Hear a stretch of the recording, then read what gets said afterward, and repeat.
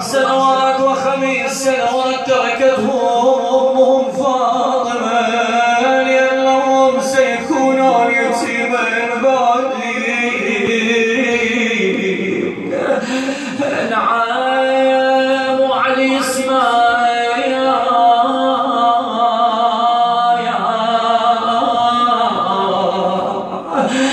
إذا أنا جت لحظات الفراق لحظات الوداع دخل الحسن والحسين اختصر إلى حجرة أمهم فاطمة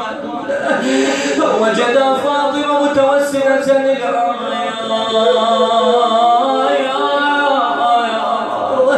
نادى الحسن أمه كلميني نادى الحسين أمه كلميني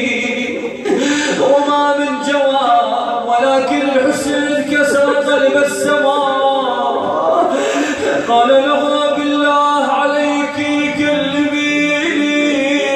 فقد كسرتي قلبي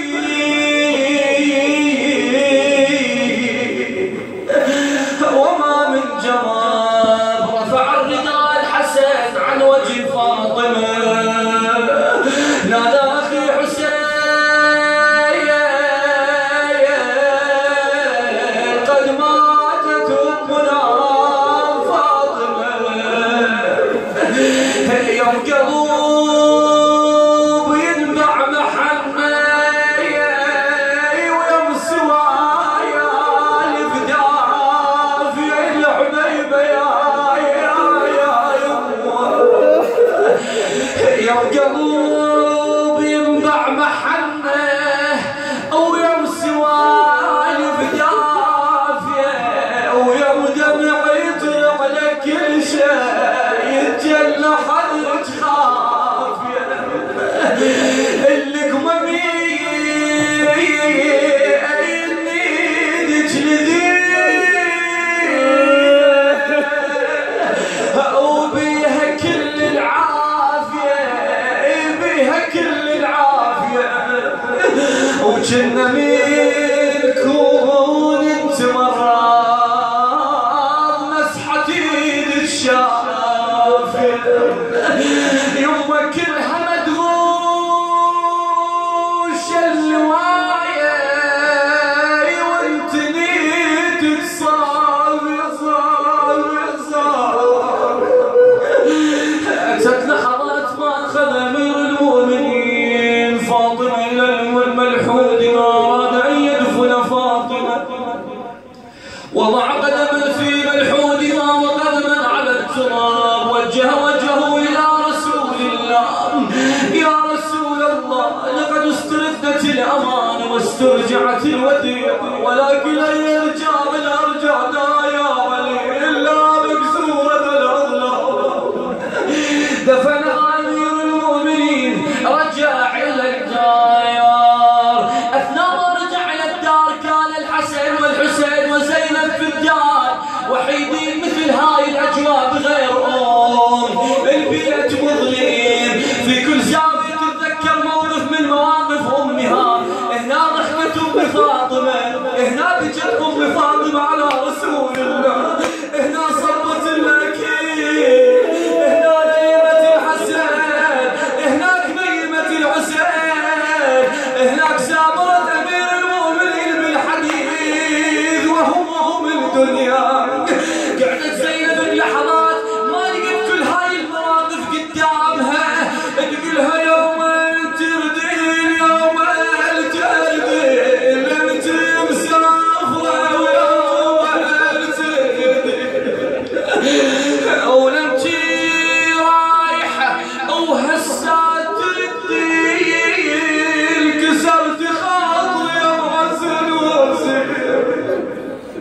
بعد يا زينب تقولها انا لو ردت ذكرك يا ضوى العين على المجال البيت قايدين كسرتي خاطري يا حسن وحسين بعد يا زينب تقولها مرت ذكرتي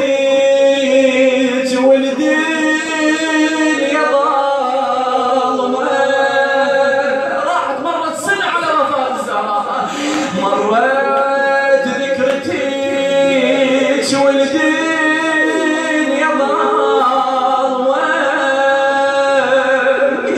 صار هوايا قلت ليش اليوم والله صاير هوايا ما قلت لك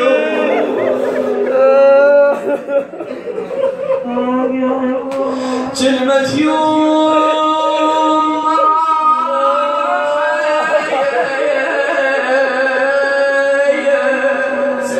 وانا عيون صاحية صار هواي ما قدرت يلها جريح دلالي بعد شي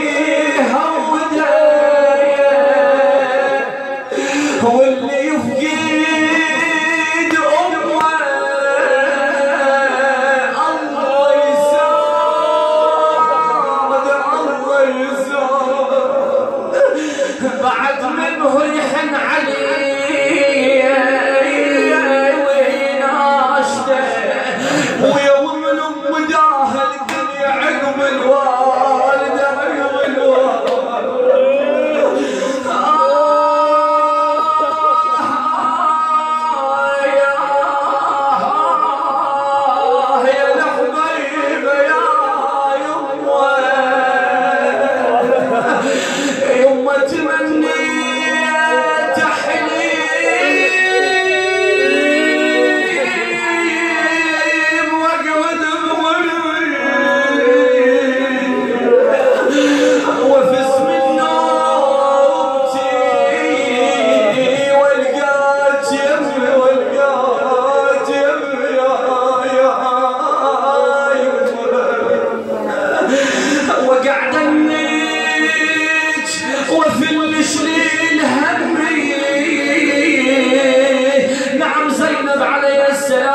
احتاجت الزهرة في كربلاء في كربلاء تقولها يما تعالي يما تعالي والله يا فاطمة يما تعالي وسوت بحالي سوت بحالي وشوفي كربلاء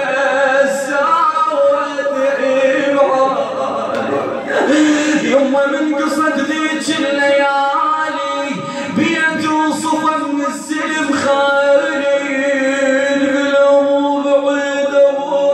بعيدة لا يمد يا زينة مو شفت حسين من حسه ورينا وزلزت يا من ساكن البيت ابيات الدعاء ان شاء الله اذكر زينب مع رقيه عمك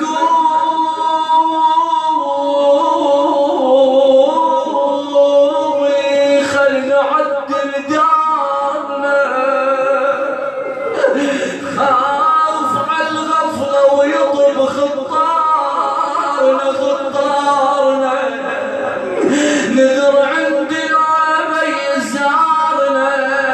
ينثر بباب الخرايب عيني عم ابوي بطيف توه مر علي واشتكيت جروح اذني او جرح داي او قلت له بعد ما محتاج شوفتك من العطش ترويني رحلوا وما رحلوا هي ودارتي الا بطول تصبري وعنادي نسألك اللهم وندعوك باسمك العظيم الأعظم الأعز الجل الأكرم أن تنصر المجاهدين وأن تثبت أقدامهم